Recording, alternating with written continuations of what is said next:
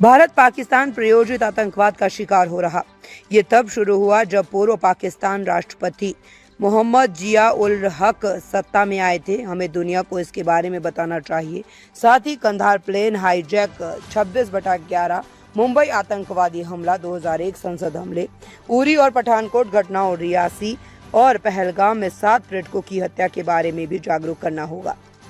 ये मानवता के लिए खतरा है। मुझे ये नहीं पता कि मैं किस समूह का हिस्सा बनूंगा और कौन चेयरपर्सन होगा। हमें भारत की कहानी पूरी दुनिया के सामने रखनी है। पाकिस्तान खुद को एक इस्लामी देश के रूप में पेश करने की कोशिश कर रहा है, लेकिन भारत में भी करीब 20 करोड़ मुसलमान हैं। हमें ये बात भी दुनिया को बतानी होगी। जब आप जाएंगे तो आप क्या मैसेज लेके जाएंगे?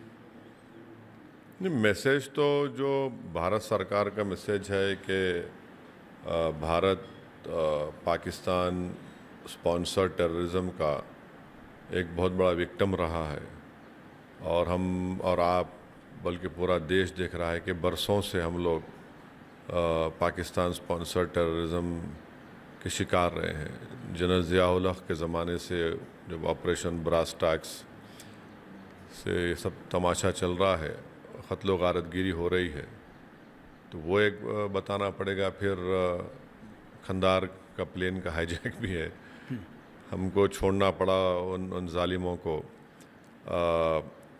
फिर 26/11 का वाक़या है,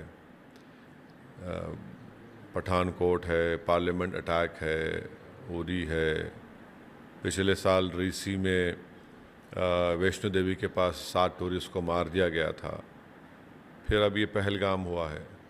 तो ये तो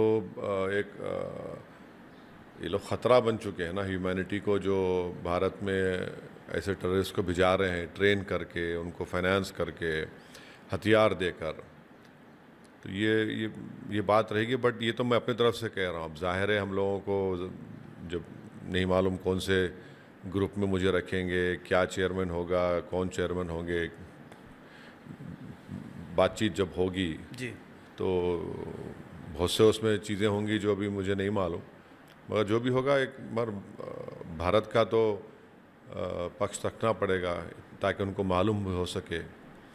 और दूसरा मैं समझता हूँ कि इम्पॉर्टेंट ये है कि जिस किसी ग्रुप में मुझे भिजाएंगे वहाँ पर ये बताना ज़रूरी है कि सिर्फ पाकिस्तान जो प्रोजेक्ट कर रहा है कि देखिए मुसलमान देश है, हम लोग इस्लाम है, ये सब बकवास है। भारत में ख़ुद 20 करोड़ के करीब मुसलमान रहते हैं, तो ये भी तो एक बताने की ज़रूरत है। जी। तो बहुत सी चीज़ें होंगी। अब जब मिलेंगे, बैठ के बात करेंगे,